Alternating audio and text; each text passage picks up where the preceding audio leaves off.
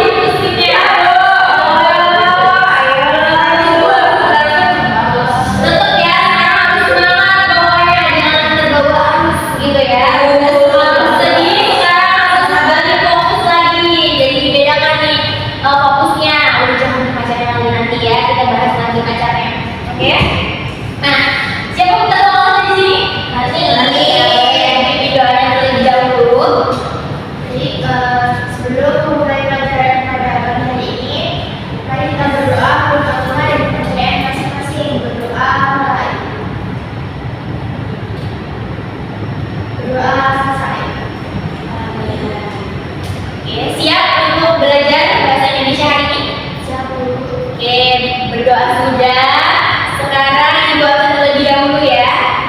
Denisha Nadila, Ibu Putri Aulia Zahra, Ibu Intan Nuraini, Ibu Rani Agustina. Oke, hadir semua, tidak ada yang tidak hadir ya. Baik. Nah, tadi kan kalian sudah belajar pembelajaran matematika nih. Nah, sekarang kita beralih ke pembelajaran bahasa Indonesia. Mungkin ada yang fokusnya masih di matematika, ada yang mungkin udah fokusnya pecah. Jadi sekarang kita tes fokus kalian terlebih dahulu. Apakah fokusnya masih ada atau udah berantakan kemana-mana nih? Oke, kita tes terlebih dahulu. Kita berdiri semua, kita tes fokus. Siap semua. Jadi kita akan bermain seperti ini. Kalau nanti Ibu bilang pegang hidung, kalian pegang mata. Tapi kalau Ibu bilang pegang mata, kalian pegang hidung. Jangan sampai salah. Kalau misalkan ada yang salah, berarti belum fokus. Nah, kalau tidak fokus nanti boleh lanjutkan. Kalau seperti kita duduk bersama-sama ya. Oke, siap? Siap. Oke, kita mulai. Pegang hidung. Pegang mata. Pegang hidung. Pegang mata. Pegang hidung. Pegang telinga. Pegang pipi. Pegang hidung. Pegang telinga. Pegang mata. Denisha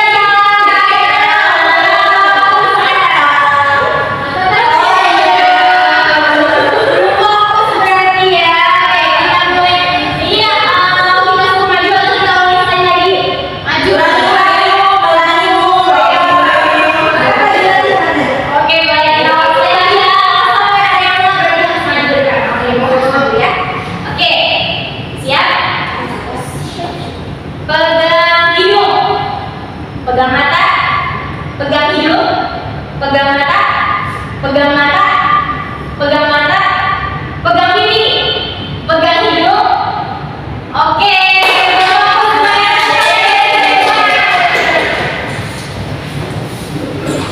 Baik, ada yang masih ingat nggak kita belajar apa di pertemuan sebelumnya? Teks berita. Oke, teks berita. Ada yang bisa menjelaskan atau ada yang mau mengungkapkan pendapatnya nih? Apa itu teks berita? Boleh angkat tangan. Ayo, angkat tangan.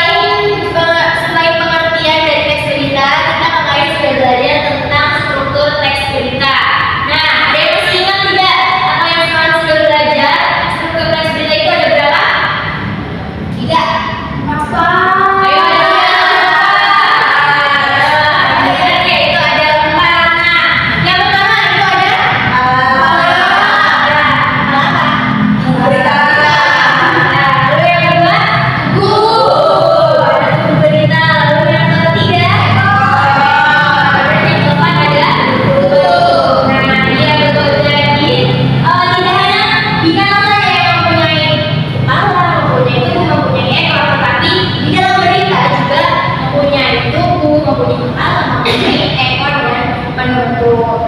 Nah, sekarang kita beralih ke struktur unsur-unsur teks berita.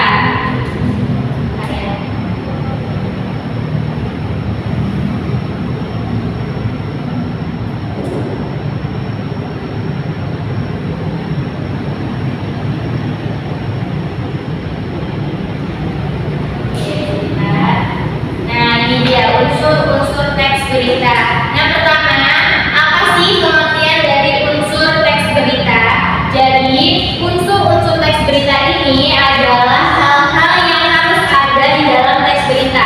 Mengapa harus ada unsur-unsur teks berita di dalam teks berita?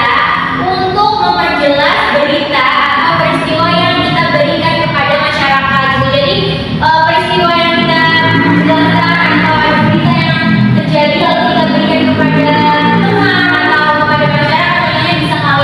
TV, selain TV ada di radio, ada juga di kalau dalam bentuk cetak, koran, betul sekali ya.